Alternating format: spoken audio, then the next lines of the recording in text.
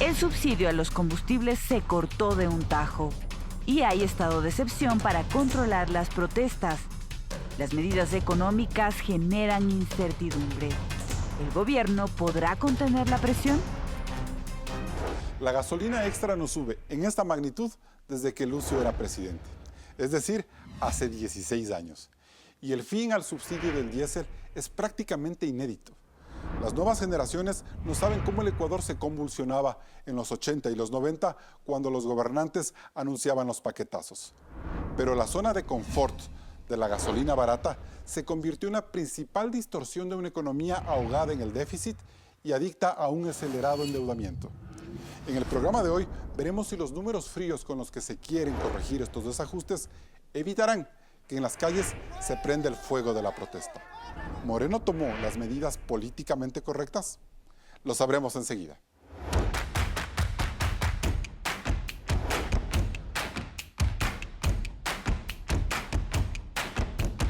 Hoy nos acompañan Juan Sebastián Roldán, secretario particular del presidente de la República, político y dirigente de Ruptura 25. Mauricio Pozo, exministro de Economía en el gobierno de Lucio Gutiérrez y asesor académico de la Universidad Internacional SEC. Y Víctor Hugo Villacrés, exdirector del IES durante el gobierno de Rafael Correa, consultor y profesor universitario. Gracias por acompañarnos a Políticamente Correcto.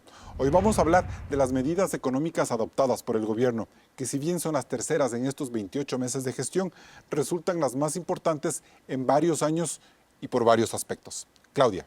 Por un lado, la reforma laboral que fue enviada a la Asamblea Nacional, que contempla nuevos contratos para emprendimientos, facilidades para el teletrabajo y licencias especiales por maternidad y enfermedades catastróficas. Los empleadores aportarán mensualmente el 2% para la jubilación patronal de los nuevos trabajadores. En el sector público se reducen las vacaciones de 30 a 15 días, menos para la fuerza pública y servicios sociales, y aportarán cada mes con un día de su salario. Habrá 10.000 despidos hasta diciembre y la renovación de los contratos ocasionales con el Estado se dará con el menos 20% del salario. El ahorro será de $300 millones. El paquete más grande está en lo tributario. Se eliminó el anticipo del impuesto a la renta, demanda de grandes y pequeños empresarios, y se simplificó el impuesto único para el banano. Se redujo el impuesto a la salida de divisas al 2,5% en materias primas, insumos y bienes de capital. También hay alivios para la agricultura e industria, menos impuestos para vehículos menores de $32.000 y cero aranceles para artículos tecnológicos. Para ayudar al sector social, las empresas con ingresos anuales mayores a 10 millones pagarán por 3 años una contribución especial que suma 300 millones para salud, educación y seguridad. El bono de desarrollo humano subirá $15 y se sumarán 300.000 familias. Serán 1.300.000 beneficiarios. Y en la construcción, desde noviembre se añadirán $1.000 millones en créditos hipotecarios a una tasa del 4,99% para el programa Casa para Todos. Sin embargo, el tema más sensible es la liberación de los precios de la gasolina extra, Ecopaís y diésel, lo que representa $1.546 millones anuales. Con todas estas medidas, el Estado pretende recaudar $3.000 millones. Carlos, ¿estas medidas son suficientes y políticamente correctas? Gracias, Claudia, por el reporte. Y añadiendo a esta pregunta, Juan Sebastián Roldán, ¿por qué el país tiene que comprender a un gobierno que de la noche a la mañana le sube el precio de los combustibles y le duplica prácticamente el del diésel y toma medidas tan duras para los servidores públicos? Desde que el presidente Moreno llegó al poder, planteó cambiar la situación económica, dijo inicialmente que la mesa no estaba servida, y el ministro Martínez ha sido un puntal fundamental para transparentar la situación económica, llegar a un acuerdo con los organismos multilaterales para que crean en el Ecuador y confíen en nosotros, y ahora se están haciendo los correctivos necesarios en la economía. Si usted me permite un segundo, el subsanar el problema de los combustibles es quitarles a los ecuatorianos 1.400 millones de dólares de subsidios de encima que han pesado durante 40 años. Pero es así decir, de es golpe, plata botada. señor secretario, no es una respuesta que se tomó ya en la última etapa del gobierno, cuando pudo haberse tomado desde el principio de la gestión y evitar este shock que la gente está empezando ya a asumir y que quizás pueda haber hasta más protestas de las que se han registrado esta semana. El presidente de la República dijo el otro día en la cadena nacional que se hizo una promesa cuando llegó al poder y es que iba a cambiar este país. Sí, es un esfuerzo importante, pero es un esfuerzo en el que todos vamos a apoyar. No solamente hemos bajado el combustible, hemos solucionado los 5 mayores problemas del país con esta decisión. 1, nueva reforma laboral para que la gente acceda a trabajo. 2, los que más tienen van a aportar 100 millones de dólares para seguridad. 3, vamos a aliviar 80% de los trámites y beneficiar en términos tributarios a los emprendedores. 4, vamos a salvar la dolarización con un código monetario que la va a blindar para que no haya tentaciones de los gobiernos como el anterior que le metían la mano a la reserva. Y 5, estamos aliviando la situación de los pobres para paliar esta situación. Perfecto. Con un incremento del bono. Víctor Hugo Villacrés, las medidas que tenían que tomarse se tomaron finalmente. ¿Cómo evaluar el momento, los tiempos, la magnitud del impacto? Buenos días, Carlos. Un saludo a mis contertulios y a los televidentes. A mí me parece que las medidas responden a una afanesca en octubre para que los ciudadanos no tengan una Nochebuena en diciembre. Y eso básicamente lleva un montón de cosas en conjunto. Primero, la reforma tiene una parte laboral, una parte económica, una parte productiva. Eso se anunció desde un principio. Me parece que hay demasiadas aristas para que sean tratadas por una sola comisión dentro de la Asamblea. Después, en términos económicos, ya que es lo que a mí más me compete, los objetivos de herramientas de política pública en términos económicos son 3: recaudación, redistribución y eficiencia. Todavía con la eliminación de los combustibles, que es una necesidad en el país y era una necesidad imperiosa desde que empezaron esos subsidios.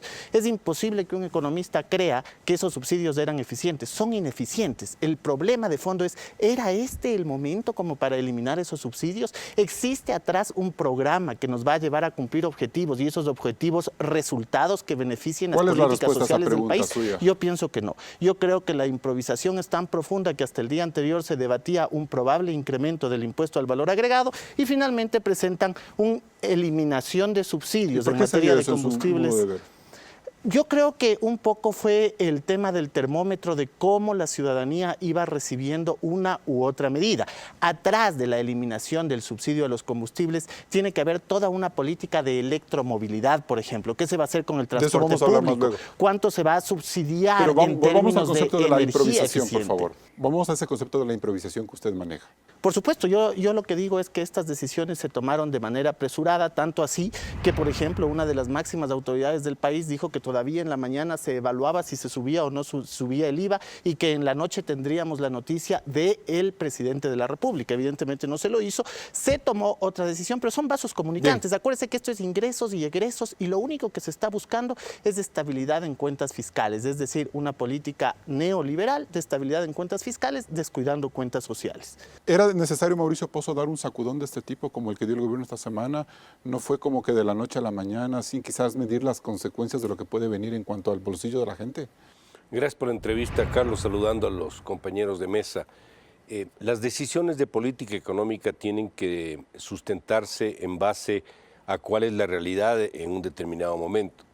Esta coyuntura nos implicaba a un país en una situación de estancamiento económico, donde existe una suerte de poco apoyo legislativo en la Asamblea Nacional para cierto tipo de decisiones, con un acuerdo internacional que hay que preservar y con un problema de empleo que se termina convirtiendo en el principal. Sobre esa base hay que tomar las decisiones, hay que ser en ese sentido lo más pragmático posible. Y en economía uno no puede ver solamente un espacio, tiene que ver todo el espectro para que la decisión pueda ser entendida en su real dimensión. En ese sentido, si me permite, Carlos, había múltiples restricciones en varios ámbitos. Por ejemplo, un aumento del IVA de 2 o de 3 puntos iba a afectar en una coyuntura de estancamiento a todos porque es una decisión absolutamente transversal que grava el consumo, que es del 60% de lo que explica la activación económica, y por otra parte es un impuesto regresivo que no redistribuye. Entonces, sobre esa base hay que tomar una decisión. Pero no es más duro subir los combustibles que subir el IVA, ¿no era eso lo que normalmente se hacía? Yo no sé si darle el calificativo de duro o no a la decisión. Yo preferiría decir cuál es la decisión técnicamente correcta y políticamente menos complicada el momento que se la asume. Y sobre esa base, yo en lo particular siempre opiné que creía que no era el momento para un aumento de IVA, por la coyuntura Pero que sí explico. para los combustibles. Y para los combustibles sí. ¿Por qué? Porque el tema de los combustibles es yo diría, una piedra angular en varios ámbitos. Primero, es un subsidio ineficiente, no genera redistribución, es un costo innecesario para el Estado, protege a los que no debe proteger, es decir, tiene todos los defectos de un mal subsidio. Los subsidios no son ni malos ni buenos, tienen que cumplir cierto tipo Quedémonos de normas. ahí y le voy a dar un minuto de réplica antes de irme a corte a Juan Sebastián Roldán para que un poco comente las dos versiones que hemos visto hasta el momento. A ver, lo primero que nosotros hicimos es plantear soluciones para los problemas más grandes del país. Lo Hay dije hace un improvisación, momento. dice Víctor Hugo Villegas. Sí, todavía no hemos podido entrar a solucionar el grave problema que dejaron personas como el señor Villacrés en el IES, que casi lo quiebran. Esa será una siguiente solución. De eso deberíamos hablar con más cuidado, porque a ese le sacaron plata, le quitaron plata a los ahorristas, les dejaron complicados a los prestadores de servicios, les complicaron a los jubilados, pero me imagino que para eso podemos venir a otro programa, porque sí me parece una vergüenza. Pero Villacrés estuvo muy poco tiempo, no fue el gran arquitecto pero vamos de a la dejar las seguridad cosas social. claras, es decir, Ramiro González, pero vamos a dejar las Cordero. cosas claras, es decir, yo estuve en ese gobierno y cuando las cosas se complicaron yo salí de ese gobierno, lo critiqué públicamente y lo critiqué durante 10 años, pero cuando nosotros venimos a hacer las cosas correctamente hoy día, es como una vergüenza que quien estuvo en el proceso de posiblemente más daño para el gobierno anterior, parte de ese frente económico y parte de ese IES que casi quiebra a los dueños del IES, hoy día hable de Fanesca. Es decir, si tienen preferencias por la gente que hoy día está cantando desde Bélgica como prófugos, deberían abrir las cartas y decirlo así, porque así mismo deberían hacerse cargo del desastre económico que dejaron en el país. Bien, Víctor Hugo. Simplemente decir que yo no he venido a debatir cuestiones personales. Evidentemente, los dos formamos parte de ese gobierno. Cada cual dejó en su momento, cuando sintió que las cosas no se estaban haciendo. Yo también dejé ese gobierno después de los 12 meses que estuve, a diferencia de otras personas que estuvieron más de esos 12 meses. Yo no en el IES. Pero yo no le quité plata a los ahorristas nunca. Peores. Nunca. Yo controlé la corrupción y la denuncié públicamente. Yo también el objetivo es más bien ser un de diálogo hecho, constructivo. Mucha de la gente que está ahora presa es producto de estas denuncias que yo hice en la Seguridad Social. Sería importante que se revise la historia para también sacar conclusiones al respecto. En los temas económicos, lo que yo sí quiero decir y ser enfático es que, a ver, dentro de lo positivo de las medidas, me parece la eliminación de los subsidios. Temporalmente no creo que era el momento. Creo que se deben tomar este tipo de medidas fuertes dentro de los primeros años de gobierno. Bien, y de los subsidios hablamos luego de este corte comercial en Políticamente Correcto. Políticamente Correcto se retransmite en Radio Sucesos 101.7 FM Quito. Luego del corte regresamos con el análisis sobre las medidas económicas.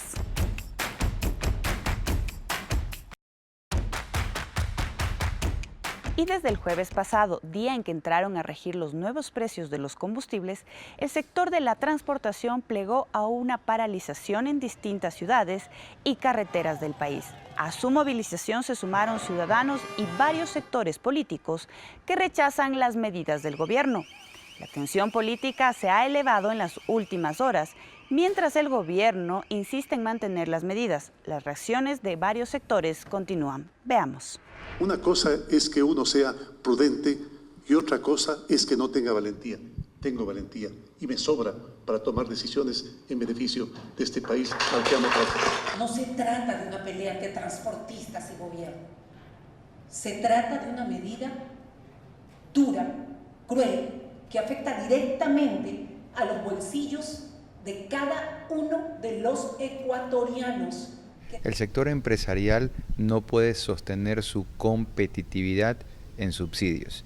Eliminar subsidios, sincerar, depurar la economía es positivo. Ahora, esto tiene que venir acompañado también de eliminar impuestos que encarecen innecesariamente la actividad productiva. Si hoy día tengo un carro que abastezco diariamente con $80 de combustible, resulta que el día de mañana, ya con los nuevos precios, tengo que poner $160 y $170. Eso significa que no tiene el ciudadano para poder abastecer. Por lo tanto, lo que yo le digo, la operación se cae es en base a eso. La CONAIE nos convocamos, toda su estructura, las 15 nacionalidades, 18 pueblos y el Frente Unitario de Trabajadores y el Colectivo Nacional de los Sectores Sociales, Pueblos y Nacionalidades, el mes de octubre a la gran movilización nacional. El gobierno de Lenín Moreno tiene una sola disyuntiva: o se cae este paquetazo que afecta a la mayor parte de los ecuatorianos, o se cae el gobierno.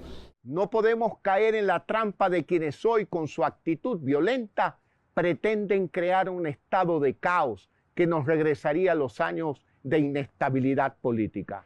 Bien, Juan Sebastián Roldán, empresarios a favor, indígenas, choferes, correístas en contra. ¿Cómo evaluar políticamente el impacto de estas medidas? Pero ampliemos la discusión. No son solamente empresarios a favor, es la enorme mayoría de los ecuatorianos que saben que les estaban sacando dinero del bolsillo. ¿Están seguros que ya saben ellos eso? Sí, claro que sí. Los ecuatorianos saben hace mucho tiempo. Mire cuáles han sido las reacciones, no solamente en redes sociales, sino en la discusión del día a día de la gente. Hasta nuestros mayores detractores entienden que el tema de los subsidios no tenía ningún tipo de lógica. Y más allá de la apuesta de los subsidios, lo que tenemos que entender es que aquí hay muchos intereses en juego. Hay mucha gente que se ha enriquecido durante muchos años con el tema de los subsidios. Por ejemplo, los contrabandistas, los que han sacado la plata nuestra por medio de diésel, de gasolina durante tantos años, han tenido preferencias y han tenido prebendas, sin duda alguna. El gobierno anterior no pudo sentarse con ellos a buscar correcciones de fondo. Nosotros hemos intentado y esperamos cerrar diálogos constructivos con ellos para, solamente permítame, por favor, la argumentación, para poder llegar a acuerdos para que la gente no sea la directamente perjudicada y ellos tampoco. Es decir, aquí también hay que dejar una cosa clara.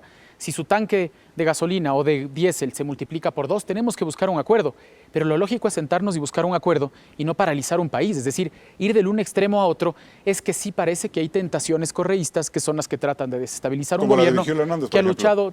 Sí, y sus 5 amigos que están al lado, es decir, esos 5 amigos que están hoy día aquí, los 15 amigos que son prófugos y los 20 que están presos, es decir, ahí sí juntan 35. Pero el momento que estamos grabando este programa, estamos sin saber cómo va a evolucionar estas movilizaciones de los transportistas. Hemos visto ya carreteras que están cortadas, en distintas calles de la ciudad es lo mismo. Entonces, es como sentir que el gremio de los transportistas sigue siendo muy fuerte y que ellos van a poder presionar al gobierno porque se derogue el decreto o se den mecanismos de compensación como los que han estado acostumbrados durante muchos años. A ver, es que mecanismos de compensación lógicos no son un problema, es decir, bajar aranceles para llantas, alivianar parte del peso para que la gente no pague completamente, ni ellos ni la gente paguen completamente un pasaje que se salga de sus posibilidades económicas, eso es lógico. Otra cosa son transferencias directas. ¿No le van a dar ustedes transferencias directas? No vamos a dar transferencias directas porque eso sería volver a entrar en una distorsión compleja, es decir, ¿para qué salimos de un subsidio si les vamos a dar a otros? Aquí lo lógico es que el subsidio al combustible vaya a la producción, vaya a la educación, vaya a la salud, vaya a la gente que lo necesita. Perfecto. Mauricio Pozo, ¿qué margen de maniobra tiene un frente económico cuando tenemos una reacción social que está en ciernes? No sabemos todavía la magnitud, pero usted fue ministro, usted sintió esa doble dimensión, ¿no? Tomar medidas frías necesarias desde la contabilidad del gobierno, pero también está fuera una reacción social que puede cautizar el país. Bueno, no hay cómo aislar el tema político. Cualquier autoridad pública que esté en el cargo del Ministerio de Economía, por ejemplo, tiene que obviamente observar que una decisión va a tener un determinado impacto y políticamente va a poder o no mantener esa decisión. Lo que es importante en esto, Carlos, es que el país está enfrentando un problema y ese problema tiene que ser abordado con la rigurosidad que corresponde. ¿A quién le compete esa rigurosidad? Bueno, el gobierno tiene que tomar su acción, el sector privado tiene que también hacer su trabajo, pero aquí lo que tenemos que entender todos es que aquí no hay el momento óptimo para tomar las decisiones. Las decisiones hay que tomarlas y mientras más oportunos somos, mejor. Pero ¿cómo siente usted esta reacción, por ejemplo, de los transportistas, esta capacidad de bloqueo? ¿Usted como exministro siente que esto le puede arrinconar al gobierno? La última vez que se tomaron decisiones en materia de precios de derivados fue cuando yo estuve en el ministerio. Esto fue enero del 2003. Estamos hablando de 16 años atrás que no se ha hecho nada en materia de subsidios. Pero a lo que quiero llegar es que a mí me parecería que, dada la apertura que ha tenido el gobierno, y hay que reconocer para dialogar, para abrir espacios de participación, de opinión contraria inclusive, que los señores representantes del sector de la transportación se sienten con el gobierno para buscarle una salida, para evitar que esto invada, por ejemplo, la capacidad de pago de la transportación al ciudadano y no hagamos las cosas al revés, pues. Pero, por Lo que ejemplo, estamos viendo es que se bloquean las calles y sobre esa base se busca un proceso ¿Usted cree de diálogo que posterior? con menos aranceles a la importación de llantas, de repuestos, de lubricantes, no sé, puede ser una subida más gradual de los precios del transporte, del pasaje, sin que sea tan grave, sin que se duplique en el caso del diésel, por Yo no ejemplo? le veía mucho espacio para un proceso gradual en este tema en particular. Para otro tipo de decisiones puede haber un espacio gradual. Por ejemplo, la decisión de la baja del impuesto a la salida de divisas. Se creó supuestamente para evitar que salgan capitales y se convirtió en el tercero en mayor recaudación. ¿Qué significa? Que no era porque había la tasa que salían los capitales, sino porque no había el ambiente adecuado. Pues ese proceso, lamentablemente, por ser ya un ingreso tributario importante, no se lo podía hacer de una sola, había que hacerlo gradual y ahora están levantando al 50% la reducción de la tasa. Perfecto. Entonces es entendible ese proceso. Víctor Hugo Villacrés, ¿por qué no eran los tiempos para eliminar el subsidio de los combustibles? Desarrólleme esa idea. Porque uno debe tener en cuenta cuáles son las variables de ajuste y qué impacto van a tener. Si ese impacto está sobre la redistribución, si ese impacto está sobre cuentas fiscales o si ese impacto finalmente está directamente relacionado con mayor recaudación. Acá todavía no es completamente claro cuál va a ser el impacto. Como le digo, si hubiese sido una medida programática, debía tener, entre otras cosas, electromovilidad, debía tener mejora de transporte público, seguramente un sistema de peajes. Pero lo que pasa es que es lo que le dije hace un momento, debió hacerse desde el principio de manera gradual, con eso usted tiene. El momento que eliminó el subsidio a la extra, seguramente podría ser útil también eliminar o ofrecer la gradualidad para eliminación del subsidio a la gasolina súper, de tal manera que tampoco tenga este fenómeno que se conoce en economía como sustitución de un bien por otro. Pero le decía yo que existe bastante improvisación porque, por ejemplo, se habla de un nuevo subsidio, un subsidio que se financiará con una contribución extraordinaria de las empresas que facturan más de 10 millones. Usted no puede financiar gasto permanente con ingreso no permanente. Entonces, si usted me dice que esa medida durará 3 años, eso no puede servir para financiar salud y educación, porque es eso un gasto permanente y usted no puede utilizar ingreso permanente. Eso es inconstitucional, dice usted. Está en contra del Código de Finanzas Públicas. El código es expreso en esto que yo le acabo de mencionar. Adicionalmente, fíjese usted, en el tema de la reducción del impuesto a la salida de divisas al 2,5% y exoneración de aranceles para bienes electrónicos, usted va a generar más presión sobre la balanza comercial. Es lo que usted balanza comercial que ya es negativa, le va a ser aún más negativa, generando problemas en crecimiento económico. Así no funcionan las cosas, Carlos. La capacidad de importación está en función de las ventas internas. Usted no es que porque baja aranceles se le va a drenar los dólares fuera de la economía. ¿Hasta dónde importa un empresario que esté en esa actividad? Hasta el punto donde puede vender, pues. Nadie es tan irracional de importar y sobreestoquearse si no va a poder vender. Peor aún en un momento de estancamiento económico. Entonces, los problemas del sector externo no se corrigen con aranceles altos o con cuotas. Esto se corrige manejando las finanzas públicas en orden, que es el principal detonante de un problema externo. Así que yo no le veo por ningún lado que haya un problema de esa naturaleza. Las ventas van a existir porque de hecho una externalidad positiva del hecho de eliminar aranceles es que la gente va a poder tener acceso a la tecnología. Entonces de esa manera va a poder producir, entre comillas, más y mejor. Pero atrás de eso hay una presión sobre la balanza comercial y sobre cuentas fiscales. Eso hay que tener en cuenta indiscutiblemente al momento de analizar el PIB por el lado del gasto. Consumo más inversión más gasto más resultado en balanza comercial. Juan Sebastián Roldán, ¿qué tan complicado le va a resultar al gobierno administrar la transición de un país subsidiado con los combustibles a uno sin subsidio en cuanto a manejo de elevación de tarifas, por ejemplo, y de diálogo con los transportistas? Esta no es una discusión gobierno-transportista, esto es lo más importante, esto es una discusión de país. Pero ¿cómo le llevamos al país a esa discusión? Esta es una discusión en la que todos los actores políticos, económicos y sociales tenemos que entrar para entender que esa distorsión tiene que borrarse, y no solamente esa y otras muchas que en el camino tienen que ir subsanándose. Ojalá nosotros podríamos llegar a la vida en general y con una varita mágica solucionar todo enseguida. No funciona así. Hay que ir construyendo el orden para poder solucionar ciertas cosas. Pero también es importante decir una cosa, este gobierno tiene tal compromiso con la sociedad que si es necesario cambiar las leyes para poder invertir en educación y salud, lo va a hacer. Tanto es así que acabamos de enviar un cambio al Código de Finanzas Públicas, porque es un absurdo que limitemos la posibilidad. Imagínense el absurdo de la construcción de ese texto, que limitaba la posibilidad de que los que más tienen aporten al Estado y se pueda gastar en salud y educación. Claro, los defensores de la economía correísta dicen, no, eso no se puede hacer. Lo que nosotros decimos es, si hay que invertir en educación y en salud, hay que hacer todo para hacerlo. Si hay que invertir en seguridad, hay que hacer todo para hacerlo. Y en la misma línea, no he escuchado, la verdad es que me sorprende, no he escuchado a nadie que se le ocurra hoy día defender esos aranceles absurdos que había para teléfonos, para computadoras, para tablets, que hacían que la gente o contrabandee o traiga desde fuera, quitándoles a las personas que más necesitan la posibilidad de acceder a los bienes que le conectan con el mundo. Nos vamos a un siguiente corte comercial. Seguimos en Políticamente Correcto. Que los precios suban y la inflación se dispare es la principal preocupación tras retirar los subsidios de los combustibles. Después del corte seguimos con el análisis aquí en Políticamente Correcto.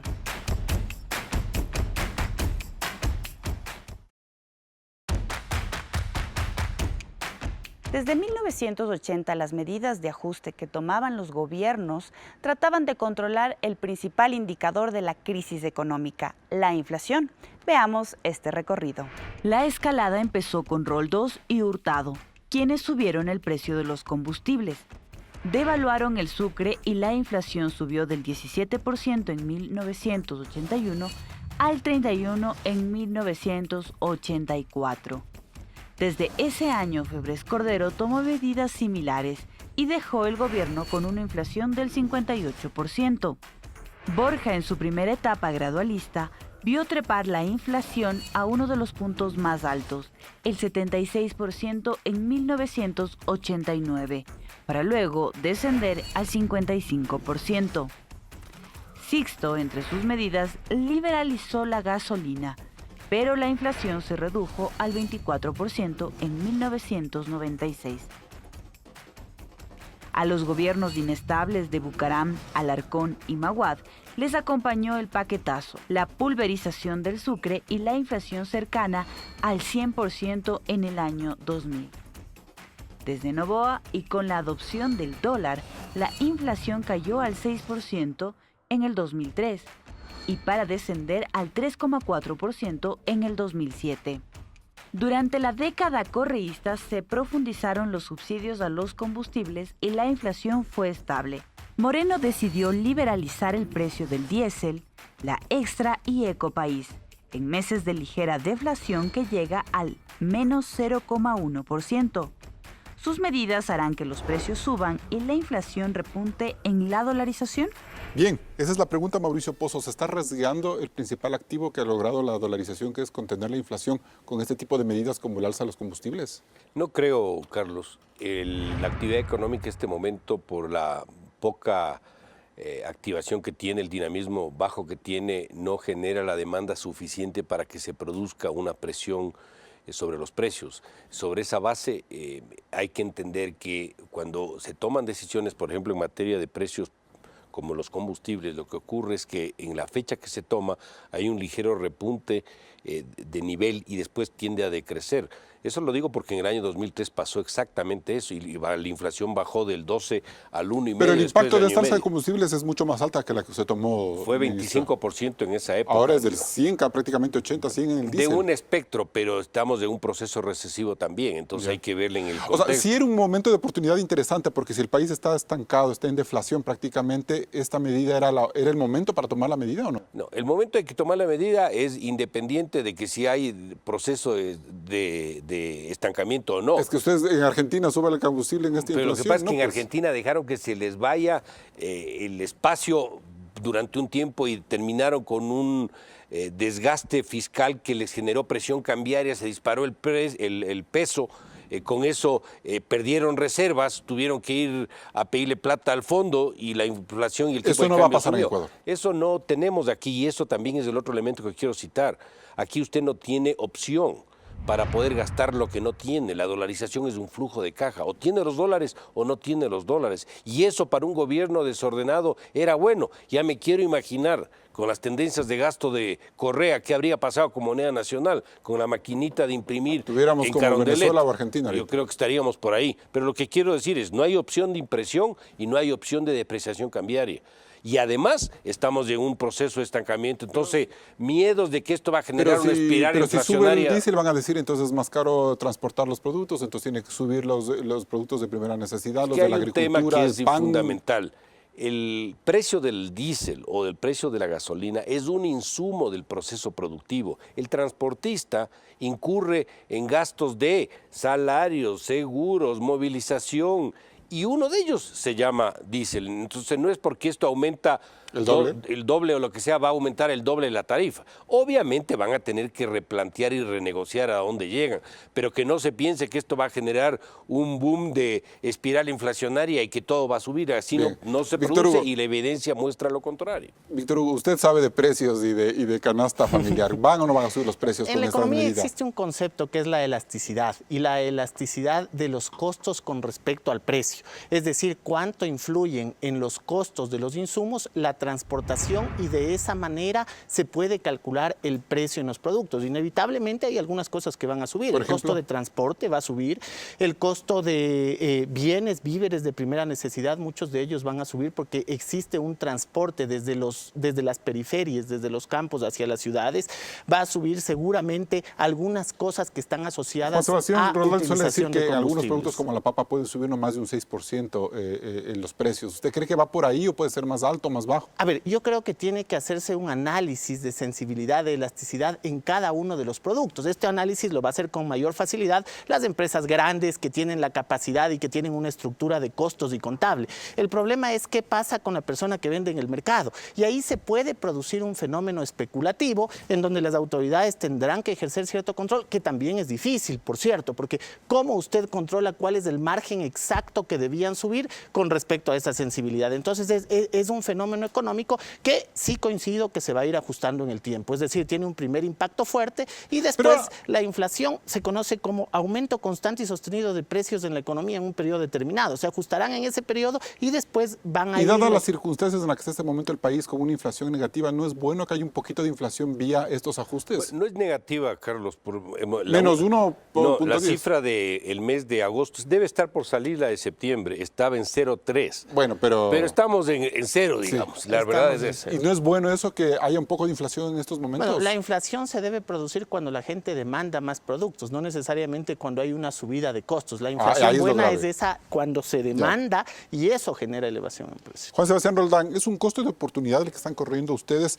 Me da la sensación de que les pueden encasillar al gobierno de Moreno como el gobierno de los años 80 y 90 que permanentemente alzaban combustibles y tomaban medidas y había enfrentamientos y desgaste. Más allá del cálculo político, del cálculo de oportunidad, el Ecuador merecía que un gobierno tome una decisión así de valiente. El Ecuador merecía que este presidente decida tomar esta decisión sin preocuparse de su popularidad. Y quiero regresar a la papa, si usted me permite, porque no me quiero quedar en los porcentajes. Quiero hacer una pregunta ahí sobre eso.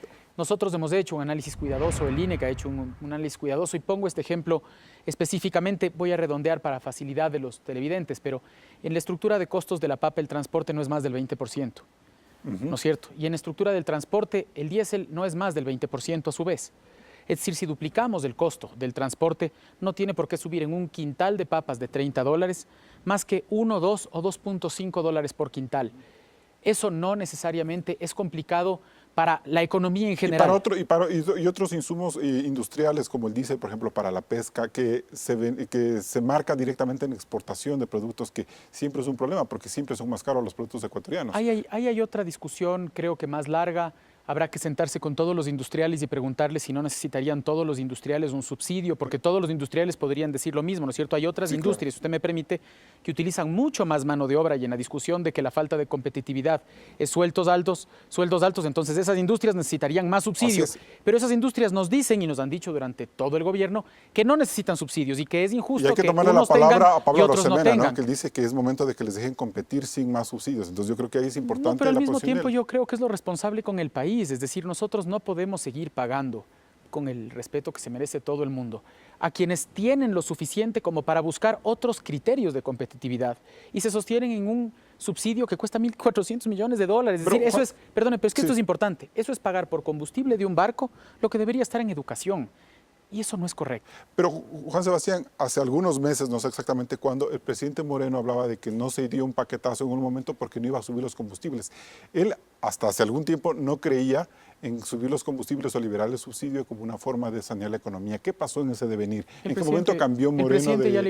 El presidente ya subió combustibles. Sí, pero antes de eso él decía que no hemos hecho paquetazo ni que hemos subido los combustibles. Él tenía la idea al inicio del gobierno. Como le dije hace un momento, había que pasar por distintos procesos, ¿no es cierto? Es un gobierno que ha tenido una mutación enormemente positiva para el Ecuador y en esa mutación el presidente ha decidido hacer las cosas a su debido tiempo. Hoy se están haciendo a su debido tiempo. Yo creo que hay varias posibilidades a juzgar, si se hizo antes, si se hizo después, si es la oportunidad. Si no. Lo que está en firme es que tenemos un presidente valiente que tomó la decisión correcta en el momento justo. ¿Se acuerda que en agosto del año pasado yo le hice una pregunta? ¿Se derechizó el gobierno de Moreno? ¿Es verdad ahora? ¿Se puede decidir eso ahora? Es que la discusión no es si se derechizó o se izquierdizó. La discusión es que estamos pensando en los más pobres de este país. Estamos pensando en que el Ecuador salga adelante y los más pobres no salen adelante con una economía goleada, con una economía fauleada. Los más pobres salen adelante si tienen una economía limpia. Si nosotros seguimos teniendo subsidios, deudas ocultas. La semana pasada, y quiero poner este ejemplo claro, el ministro Martínez tuvo en su mano una emisión de bonos que en el mundo tenía apetencia de 4.000 millones. 4.000 millones. Y el ministro Martínez y el gobierno nacional decidió solamente sacar 2.000. Toda la discusión y los problemas que hemos tenido esta semana se subsanaban si cogía los 4.000. De la semana pasada acá, porque ahora estamos hablando de 2.000 millones de dólares de decisión. No, permítame un segundito. ¿Sí? ¿Por qué nosotros decidimos no hacerlo? Porque eso sería hacer lo mismo siempre, seguir metiendo la tierra abajo de la alfombra. ¿Y sabe quién paga la cuenta de eso? Los que más necesitan. La responsabilidad de un gobernante es ya no ocultarle a la gente la economía, sino transparentarla y cambiar la realidad del país. Pues vamos a un siguiente corte comercial, seguimos en Políticamente Correcto. Recuerde que puede seguir este debate en las redes oficiales de Políticamente Correcto y en la página oficial de Coavisa en Facebook. Regresamos enseguida con más de Políticamente Correcto.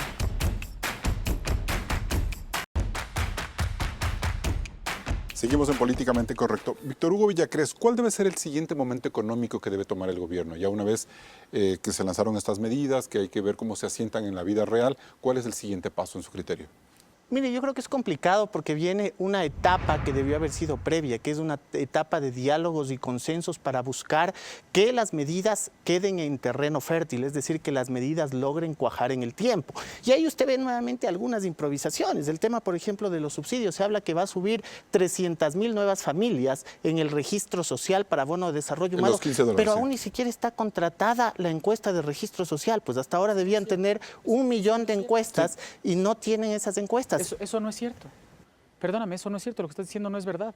Está en marcha la encuesta y además esas 300.000 personas ya estaban en el registro. Mira, son las personas que fueron saliendo en el tiempo, Víctor Hugo, perdóname. Tanto no está en marcha que las universidades han vuelto a ser invitadas al proceso de contratación. Víctor Hugo, eso es averigua internamente. Hasta el 16 de octubre tienen que las universidades presentar el tema para... No, es que no estoy diciendo mentiras, estoy diciendo... Están las encuestas hechas del registro social. No están haciéndose, no hay ninguna encuesta hecha. De 2.400.000 encuestas que debían hacerse, el Banco Mundial con un crédito entregó $70 millones para que se lo haga y no está hecho. A esta altura se tenía planificado 1 millón de encuestas. Permíteme un segundito, Carlos, porque perdóname, pero discúlpame. El 1.300.000 personas son parte de la base que ya existía. Es decir, como tú sabes en el registro social, porque me imagino que sabes y no vas a adivinar o mentir como acabas de hacer hace un momento, del 1.300.000 personas que hay hoy día, algunas fueron saliendo, pero siguen en una situación de pobreza. Son esas 300.000 personas que ya estaban en el registro social que van a recibir la ayuda. Y el proceso de nuevo registro social, de implementación de todas las variables, está en marcha desde hace 7 meses. ¿Para qué? ¿Para ver una nueva base? Para poder revisar cuál es la situación actual de los ecuatorianos. No, para revisar cuál es la situación de los ecuatorianos y mirar quiénes son exactamente los que necesitan los bonos. Está en marcha y se ha caído varias veces. Voy a dejar con Carlos la invitación que existe para que hasta el 16 de octubre se presenten propuestas para el levantamiento del registro social de varias universidades. Está la Central, está la Católica, entre las que levantarían supuestamente este registro social. ¿Qué es lo que le quiero decir? De alguna manera hay que apurar ese proceso para saber cuáles son las 300.000 familias que llegarán, 300.000 familias que llegarán a recibir adicionalmente este subsidio. Entonces, ya para que las medidas cuajen, se necesitan una serie de herramientas que al momento no están listas y que serán parte del diálogo de tal manera que permitan generar un progreso en el tiempo que finalmente ancle los objetivos esperados de crecimiento. Mauricio, pues usted decía que es importante que el gobierno, por ejemplo, incluya a los alcaldes en la negociación para fijar el precio de los transportes del pasaje, ¿no es cierto? Como una forma para la negociación a lo que tenga que arribarse, así es. Ya. Ahora, en segundo lugar, ¿qué hacer con el tema de la deuda? Porque decía Juan Sebastián Roldán, mostró en el bloque anterior que había una tentación o la posibilidad de seguirse endeudando, pero que ellos han decidido ya parar este desangre de deuda. ¿Qué hacer este momento hacia el final del gobierno en esa materia? Hay un tema que es importante, Carlos. El acuerdo que firmó el gobierno con los multilaterales establecía una cifra de 10.279 millones de dólares que supuestamente cubría todas las necesidades por los próximos 3 años, porque ese es el plazo del acuerdo. Se acaba de emitir 2.000 millones y yo en una primera información creí que era parte de eso, pero es adicional, lo que quiere decir es que falta más. No les alcanzó. Falta más recursos por las razones que hayan sido, porque se presupuestó lo de las concesiones y no entró, o la razón que haya sido, pero en lo de fondo, la perseverancia en el programa, la dirección que pueda poner, a mí lo que más me satisface de lo que se acaba de anunciar, más que las propias medidas, es el mensaje. ¿Por qué el mensaje? Porque lo que están diciendo es el gobierno está en la línea de perseverar en un norte, en un horizonte, en una meta. Un gobierno en fondo monetarista, pues. Póngale usted el color pero es que quiera le ponen poner. En la calle. Es que ese no es el problema. problema. Le ponen en la calle, los problemas son reales. En la calle no saben lo que es el fondo ni lo que es el Banco Mundial. Bien, en la calle necesitan ver si hay empleo o no hay empleo. Y si hay opción de conseguir un crédito para poder pagar una cosa o no, es lo que le interesa a la gente. Pero a lo que quiero llegar es que en la práctica ese mensaje de perseverancia, de constancia, tiene que mantenerse en el tiempo. Y eso va a generar para que, por ejemplo, un indicador como el riesgo país, que no ha caído a la velocidad que todos quisiéramos, nos permita replantear el horizonte y la estructura de la deuda. Porque si usted va a sentarse a buscar un perfil distinto, lo obvio es que mejore los plazos y las tasas de interés. Y eso está también atado al riesgo país. Entonces, ese proceso tiene que darse porque sin duda es una carga significativa en el presupuesto Marco del Estado. Flores, Francisco Suez, Carlos Surio Manuel cuestionaron mucho a este gobierno por no haber llevado adelante una negociación más agresiva de reducción de deuda, de reperfilamiento de la deuda. ¿Eso es verdad? ¿Se perdió mucho tiempo en eso o es por las razones que usted anota? Lo que pasa es que la deuda tiene muchos tramos. Está la deuda de los bonos, que es lo que se acaba de emitir, que ya debe sumar una cifra cercana a los 18 o 19 mil millones. Está la deuda con los chinos. Está la deuda de los proyectos, está la deuda con los multilaterales. Entonces, estamos hablando de reestructurar ¿cuál deuda? La deuda más cara. ¿Cuál es la deuda más cara? La deuda de los bonos y la parte de los chinos. En los chinos separar lo que son proyectos de lo que es financiamiento directo. Pero eso no se ha hecho. No se ha hecho. ¿Y eso es un error? Inclusive, el acuerdo con los multilaterales debe dar lugar en el tiempo para que ese proceso se dé. Sí creo que ha habido una demora en varios de los tramos. Me preocupa todavía que no haya una información todavía completa, por ejemplo, en las obligaciones con los chinos, que sin duda alguna ha sido una carga pesada, pero ese es un proceso que tiene que irse dando poco a poco. Ahí tienen algunas necesidades, algunas agendas urgentes que tienen que avanzar ustedes ya luego de estas medidas, Juan Sebastián. Todo es urgente, Carlos. Todo es urgente todos los días. Es decir, gobernar es preocuparse porque pero bueno, hay que negociar desde que se paguen los sueldos, porque también hay que decir eso, es decir, el dinero se utiliza para algo, ¿no es cierto? Hay que pagar sueldos de profesores, trabajadores, policías, militares, y nosotros hemos tomado las decisiones difíciles y correctas al respecto. ¿Usted cree que en 2020 puede haber otras medidas económicas similares a estas o estas serán las últimas? Como le decía hace un momento, nosotros hemos tomado las decisiones correctas en los momentos correctos. El presidente es una combinación entre valentía y prudencia. 23.000 personas han salido del sector público, ya lo hemos hecho, 20 ministerios menos, 20% menos de los sueldos de nosotros, los ministros, para pedir ese esfuerzo a la burocracia, porque también hay que decir, hablamos hace un momento del esfuerzo que va a hacer la población con los combustibles. ¿No tienen miedo de que se sienta resentida la burocracia con ustedes? Estamos pidiendo un esfuerzo a la ciudadanía con los combustibles, estamos pidiendo un esfuerzo a los que más tienen con la aportación para poder financiar seguridad, estamos pidiendo un aporte a la burocracia. A nadie le gusta. ¿Doble aporte a la burocracia? Sí, triple. A nadie, claro, triple, porque estamos pidiendo bajar las vacaciones, estamos pidiendo a las empresas públicas un día de contribución y estamos pidiendo a los contratos ocasionales bajar 20%. Primero porque lo hicimos primero y segundo porque como funcionarios públicos, ¿no? El presidente y sus ministros bajamos 20% del sueldo. Pero segundo, porque ¿cómo le pedimos a la ciudadanía un esfuerzo si no lo hacemos los burócratas? Los burócratas en el Ecuador ganamos de promedio $1.200 al mes. Los ciudadanos de a pie ganan 600. Los burócratas teníamos 30 días de vacaciones, los ciudadanos 15. ¿Cómo no pedimos todos ser parte del proceso? Sin duda la gente no va a estar contenta. Pero nosotros sabemos que los ecuatorianos entendemos lo que es llegar a un objetivo con sacrificio. Esto es un sacrificio conjunto y un sacrificio necesario. ¿Y el reperfilamiento de la deuda es una agenda inmediata? Sin duda, y ahí también hay que hablar al respecto de por qué no baja el riesgo país. Y sobre la base del riesgo país hay factores, sobre todo externos. Es decir, ya no estamos atados al problema de Argentina, pero por ejemplo la bronca entre Estados Unidos y China nos tiene a todos atados en una situación compleja. Es decir, hay que saber que el Ecuador se mueve en el mundo, ventajosamente hoy día con los actores que tenemos que movernos. Somos hoy día aliados de los europeos, aliados de los norteamericanos, aliados de los sudamericanos, ya no de Bielorrusia, de Venezuela y Bolivia, como era el pasado. Nos vamos a un siguiente corte comercial.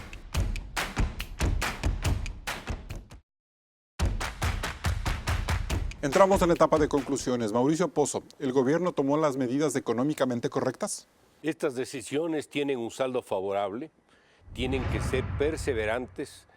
Continúa un proceso el año que viene difícil, es un año preelectoral o electoral, y en ese sentido ojalá el gobierno sea absolutamente perseverante en los objetivos y en las metas, precautele el acuerdo internacional, porque esa será la mejor forma de poder entregar una economía que empiece a caminar de mejor manera. Víctor Hugo Villacrés. Ha transcurrido el 60% del gobierno. Creo que las medidas que se toman actualmente no obedecen a un programa y por tanto no espero resultados halagadores de estas. No obstante, sí debo decir que hay una fortaleza en haber tomado una decisión, que es el tema de los combustibles, sin creer que era el momento ni la metodología para hacerlo. De todos modos, el haber puesto sobre la mesa el debate de este tema ya resulta trascendental.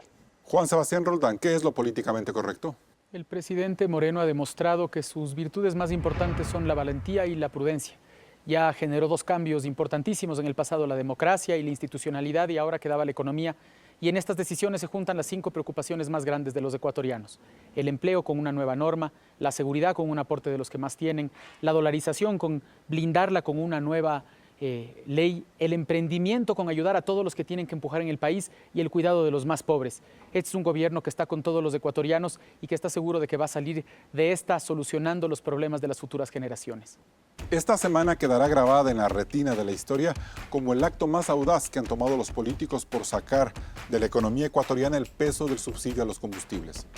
No es momento para pronosticar el éxito del gobierno con estas medidas, pero sí para esperar que el resto de la clase política asuma con responsabilidad su papel como aliada y opositora. La economía estaba postrada por las distorsiones y el dispendio del correísmo, así como por todo el tiempo que perdió Moreno en la adopción de un programa económico consistente, y los perjudicados han sido siempre los más pobres. Si en Ecuador sus ciudadanos y dirigentes dejan de lado la dependencia por los combustibles subsidiados, quizás entremos por fin a un país más moderno. Hasta el próximo programa. Con estas conclusiones despedimos este programa de Políticamente Correcto. Nos vemos el próximo domingo. Siga con la señal de Coavisa.